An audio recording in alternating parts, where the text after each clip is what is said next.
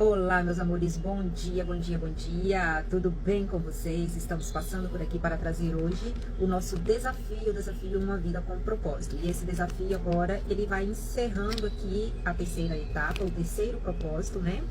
E nós vamos estar adentrando e entendendo o que é o quarto propósito, que Deus nos deixa como regra de prática e fé, de princípios e valores a serem seguidos segundo a sua vontade. E eu vou estar só recapitulando o que nós vimos nos capítulos anteriores. Por exemplo, o primeiro propósito que Deus nos requer, ele diz o seguinte: nós fomos planejados para agradar a Deus. E ali nós trabalhamos tópicos como: Deus sorri quando você confia nele, a essência da adoração é a rendição, Deus quer ser meu melhor amigo, estou tão perto de Deus quanto escolhi estar, Deus me quer por inteiro, que é a verdadeira adoração, Deus é real a despeito de como você se sente. O segundo propósito, nós vimos que nós fomos formados para fazer parte da família de Deus. E ali nós estivemos trabalhando tópicos como: fui moldado para pertencer à família de Deus, a vida consiste em amar, sou chamado para participar e não somente para crer, preciso de outras pessoas em minha vida, não posso viver sozinho, a comunidade exige comprometimento, sempre vale a pena restaurar os relacionamentos e tenho a responsabilidade de proteger a unidade da minha igreja. No terceiro propósito, nós trabalhamos temas como, e nós vimos que o terceiro propósito quer dizer que você foi criado para se tornar semelhante a Cristo. E aqui nós trabalhamos: fui criado para me tornar semelhante a Cristo, nunca é muito tarde para começar a crescer, a verdade me transforma, existe um propósito por trás de cada problema, toda tentação é uma oportunidade para desenvolver o bem, sempre há uma saída, não desista, sempre há saída.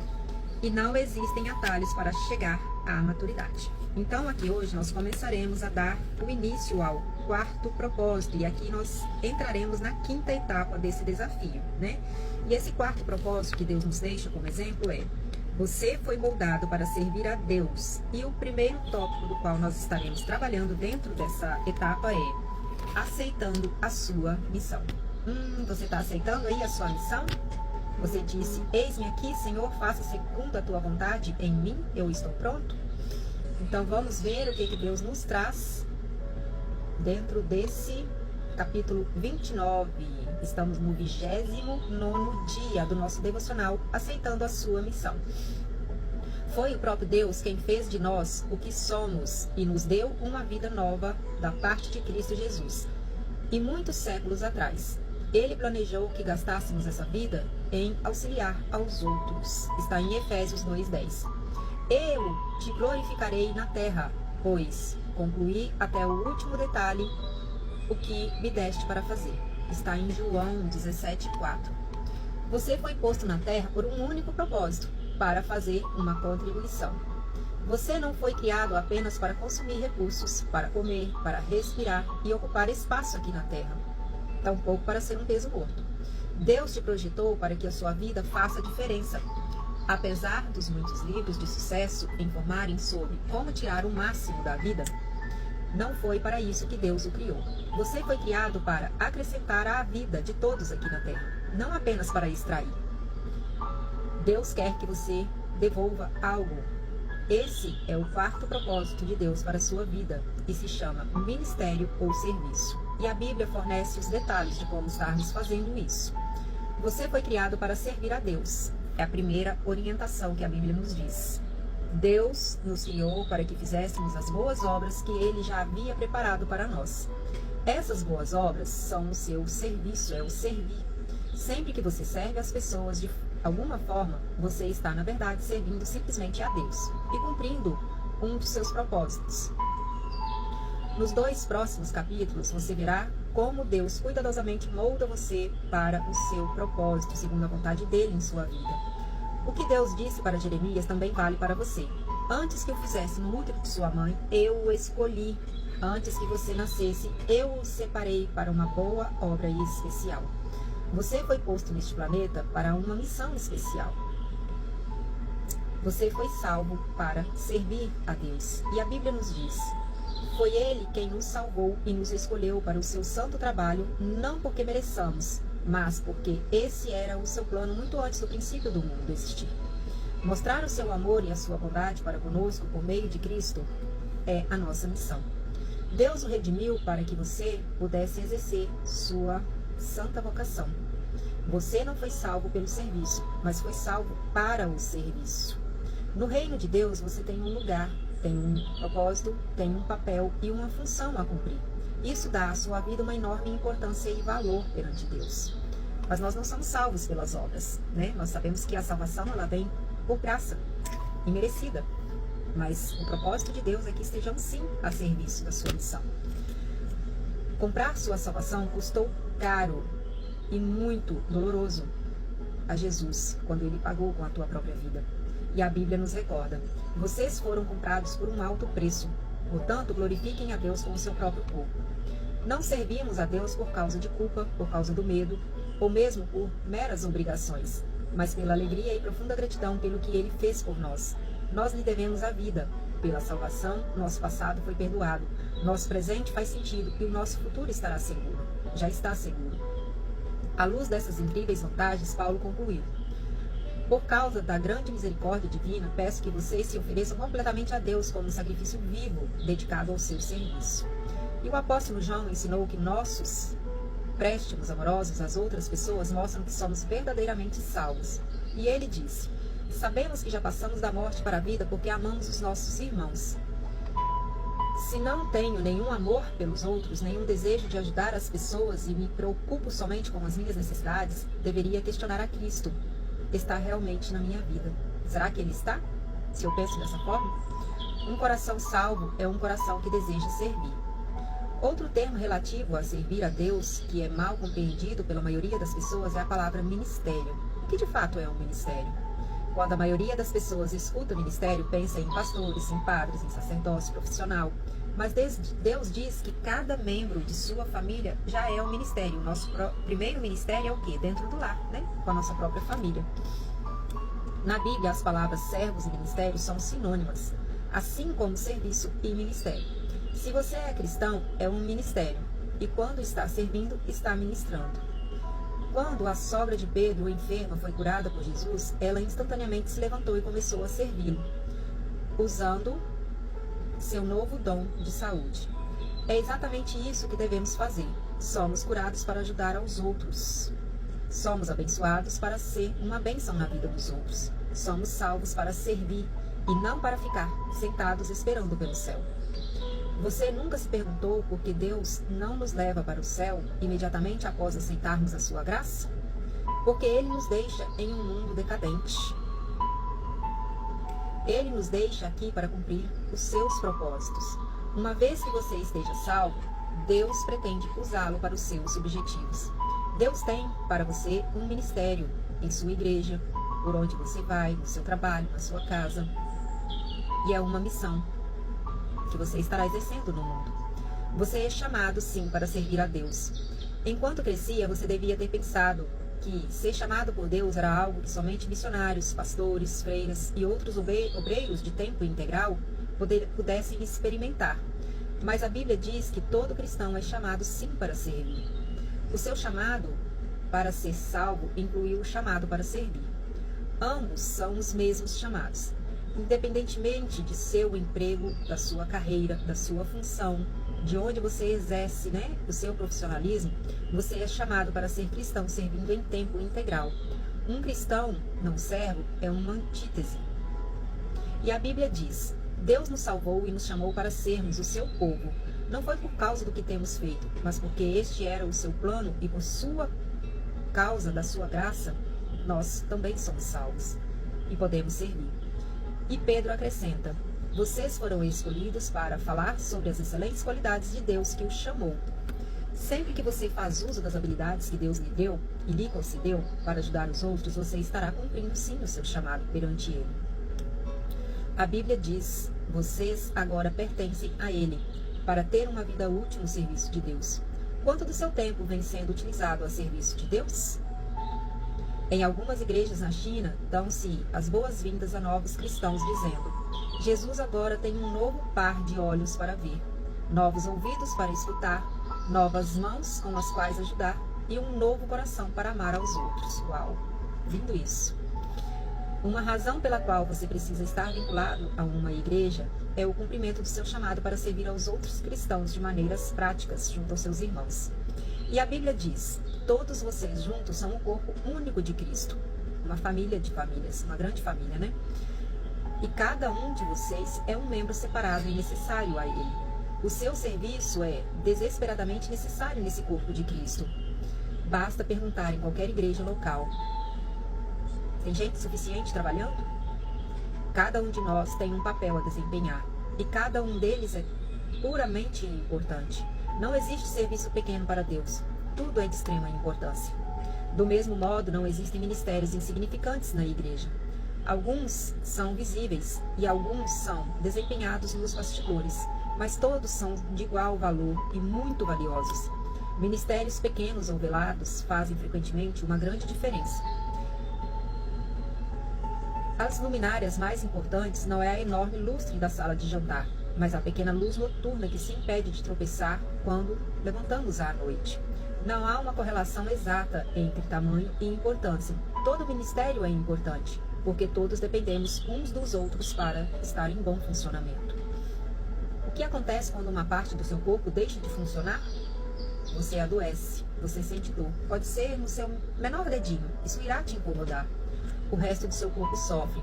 Imagine se seu fígado decidisse começar a viver por conta própria. Eu estou cansado, não quero mais servir a este corpo. Quero 1 ano de folga, só me alimentando, só de boa, só relax. Eu tenho de pensar no que é melhor para mim. Deixe que outra parte do corpo assuma a minha responsabilidade e a minha função aqui. O que aconteceria se isso fosse real? Com o seu fígado, o seu corpo sim iria morrer. Hoje em dia, milhares de igrejas locais estão morrendo por causa de cristãos que não têm vontade de servir. Eles ficam assistindo de lado e o corpo todo sofre. A ordem é servir a Deus. Jesus foi categórico. A atitude de vocês deve ser igual à minha, porque eu, o Messias, não vim para ser servido, mas vim para servir a todos e dar a minha vida por muitos. Para os cristãos, servir não é questão de opção. Não é algo a ser encaixado em nossas agendas caso haja tempo disponível. Servir é um núcleo da vida cristã. Jesus veio para servir e para dar. Esses dois verbos também devem servir para definir sua vida aqui na Terra. Serviço e doação se resumem no quarto propósito de Deus para a sua vida. Madre Teresa disse certa vez: viver em santidade consiste em realizar a obra de Deus com um único sorriso. Jesus ensinou que a maturidade espiritual nunca é um fim em si mesmo. Maturidade é para o ministério. Nós crescemos para nos doar, e é durante o ministério, o desenvolvimento do ministério, que a gente vai crescendo e evoluindo nessa maturidade. Seguir aprendendo mais e mais não é o suficiente. Precisamos agir de acordo com o que sabemos e pôr em prática o que afirmamos acreditar, porque senão acaba se tornando uma obesidade mental. Impressão sem expressão causa depressão. Estudar sem trabalhar leva à estagnação espiritual. A antiga comparação entre o Mar da Galileia e o Mar Morto ainda é verdadeira. O Mar da Galileia é cheio de vida porque recebe água e também a ecoa. O Mar Morto nada vive nele, pois, ao contrário do primeiro, não há saída de água. Tudo que está ali dentro é paralisado. Por isso que nada sobrevive nele, né? Porque para ter vida, precisa ter canal de entrada e canal de saída para que circule. A última coisa que muitos crentes precisam hoje em dia é participar de outros estudos bíblicos. Eles já sabem muito mais do que põem em prática. O que eles precisam é de experiências em servir, nas quais possam exercitar os seus músculos espirituais. Servir é contrário à nossa inclinação natural. Na maioria das vezes, e a maior parte do tempo, estamos mais interessados em nos servir do que estarmos ali no serviço. E dizemos: estou procurando uma igreja que atenda às minhas necessidades e que me abençoe. E não estou procurando um lugar onde eu possa servir e ser abençoado. Esperamos que os outros nos sirvam e não ao contrário. Mas, à medida que amadurecemos em Cristo, o foco da nossa vida deve ser deslocado progressivamente para termos uma vida de serviço. Um seguidor de Jesus maduro deixa de perguntar: quem irá alcançar as minhas necessidades? E começa a se perguntar: as necessidades de quem eu vou alcançar? Você alguma vez já fez essa pergunta? Preparando-se para a eternidade. No fim de sua vida na terra, você ficará perante Deus e Ele avaliará como você serviu aos outros com a sua própria vida. E a Bíblia nos diz: cada um de nós prestará contas de si mesmo a Deus. Pense nas implicações disso. Alguns dias, Deus irá comparar quanto tempo e energia gastamos conosco em relação ao que utilizamos para servir aos outros. Chega a um ponto que já não é mais sobre nós. A gente vai adquirindo conhecimentos e conhecimentos e não dá para reter. É preciso passar adiante, né? E uma das formas de passar o ministério, né, do servir, é ensinando. Nesse momento, todas as nossas desculpas para o egoísmo soarão vazias. Eu estava muito ocupado, ou eu tinha os meus próprios objetivos, ou então você pode dizer: eu estava preocupado em trabalhar, em me divertir, ou em preparar a minha própria aposentadoria. A todas as desculpas, Deus responderá: sinto muito, resposta errada, não foi isso que eu te chamei para fazer. Eu o criei, salvei, chamei e ordenei a você que tivesse uma vida de serviços aos outros. Qual parte você ainda não entendeu? A Bíblia alerta os que não creem. Ele derramará a sua ira e o seu castigo sobre os que vivem para si mesmo. Mas para os cristãos isso significa a perda das suas recompensas eternas. Nós só estamos completamente vivos porque temos a capacidade de ajudarmos uns aos outros. E Jesus disse: se você insistir em salvar a sua própria vida, você a perderá. Somente aqueles que põem de lado a sua vida por minha causa e por causa da boa nova é que saberão realmente o que significará viver. Essa verdade é que tão importante e de suma importância que é repetida 5 vezes nos evangelhos. Se você não está servindo, está apenas existindo, porque a vida foi feita para o ministério. Deus quer que você aprenda a amar e a servir as pessoas de forma altruísta. Serviço é importância. Porque serviço tem uma importância. E qual é essa importância? Você dará a vida por algo. O que será? Uma carreira, um esporte, um passatempo, fama ou riquezas? Nenhuma dessas coisas será importante para sempre. Servir é o caminho para a verdadeira importância. É através do ministério que descobrimos o real significado da vida. E a Bíblia diz: todos já achamos o nosso significado em função como parte do seu corpo. Ao servirmos junto na família de Deus, nossa vida assume uma importância eterna. E Paulo disse: quero que vocês pensem como tudo isso torna vocês mais importantes, não menos importantes, por causa daquilo de que vocês são realmente parte. Deus quer usá-lo para que você faça diferença nesse mundo. Esse mundo é dele. Nós estamos aqui de passagem, mas ele nos colocou aqui para que possamos sim fazer diferença. Ele quer trabalhar por meio de você. O que importa não é a duração da sua vida, mas a contribuição que você tem dado com ela. Não quanto você viveu, mas como você está vivendo, como você viveu até aqui, como você vai viver daqui por diante. Se você não está envolvido em algum serviço ou ministério, me desculpa. Qual desculpa você tem usado? Abraão era velho, Jacó era inseguro, Lia era sem atrativos, José foi maltratado, Moisés gaguejava, Gideão era pobre, Sansão era codependente, Raabe era imoral, Davi teve um amante e todo tipo de problemas familiares.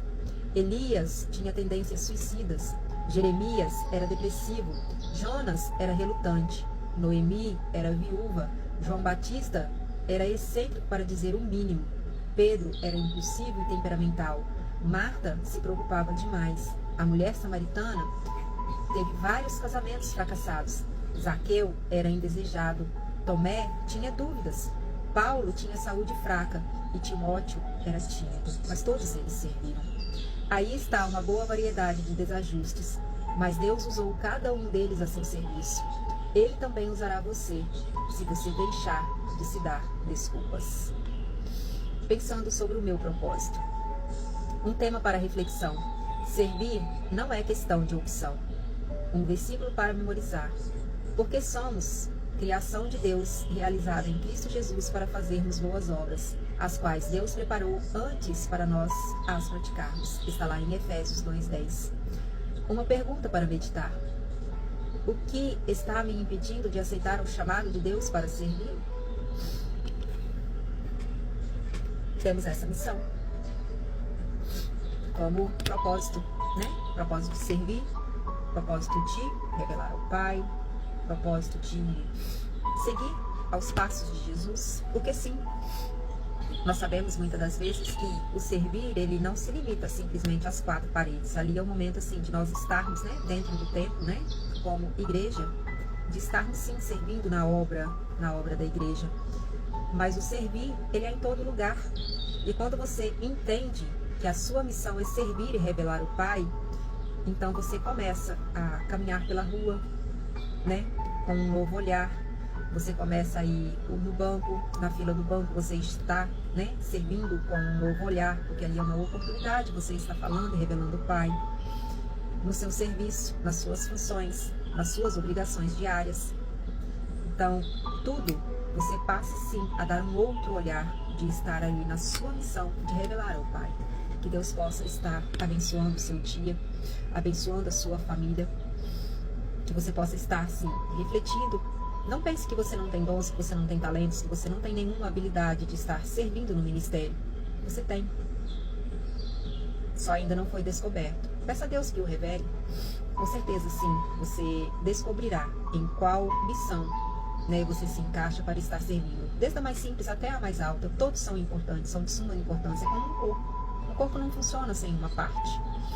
Que Deus abençoe o seu dia, que Deus abençoe a sua família. Um grande beijo no coração e até breve. Estaremos aqui trazendo mais uma breve e linda mensagem de reflexão para o seu coração. Fique com Deus.